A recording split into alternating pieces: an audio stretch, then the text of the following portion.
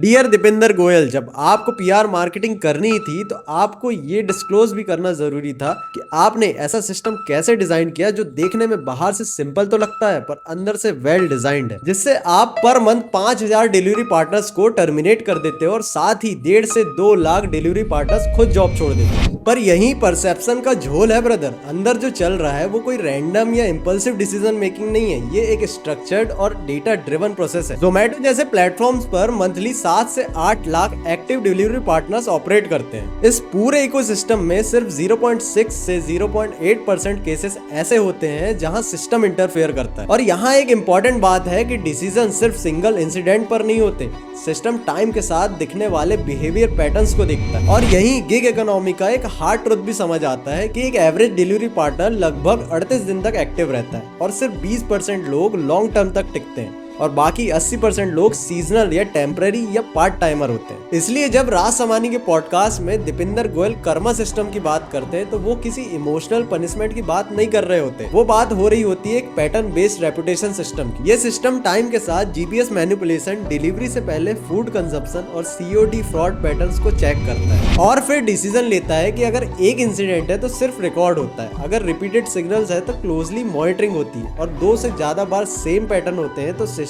Action लेता है। यहाँ डिसीजन गुस्से या इमोशन से नहीं, हिस्टोरिकल डेटा और प्रोबेबिलिटी से लिया जाता है। और इंटरेस्टिंग बात यह है कि लॉजिक सिर्फ डिलीवरी पार्टनर्स के लिए अप्लाई नहीं होता, कस्टमर्स के साथ भी सेम अप्रोच यूज होती है। जिसके पास्ट बिहेवियर रिलायबल होते हैं, डिस्प्यूट में डिसीजन उसी के फेवर में जाता है। और यहीं पे एक कोर बिजनेस कॉन्सेप्ट काम करता है, asymmetric risk management. Platform short term में लॉस एब्जॉर्ब करता है, रिफंड्स देता है और एम्बिशियस केसेस में बेनिफिट्स ऑफ फ्रॉड ट्रैकिंग करता है। पर जो रिस्क या फ्रॉड रिपीट होते हैं उसे सिस्टमैटिकली रिड्यूस करता है। अगर वन टाइम मिस्टेक है तो प्लेटफॉर्म उसका कॉस्ट उठा लेता है, अगर रिपीटेड पैटर्न है तो सिस्टम फिर इंटरफेयर करता है। इसी अप्रोच से ट्रस्ट बिल्ड होता है और लॉन्ग टर्म तक यूनिट इकोनॉमिक्स स्टेबल रहते हैं। If this reel gives you clarity about business system, then you need to follow business bros and level up your business brain.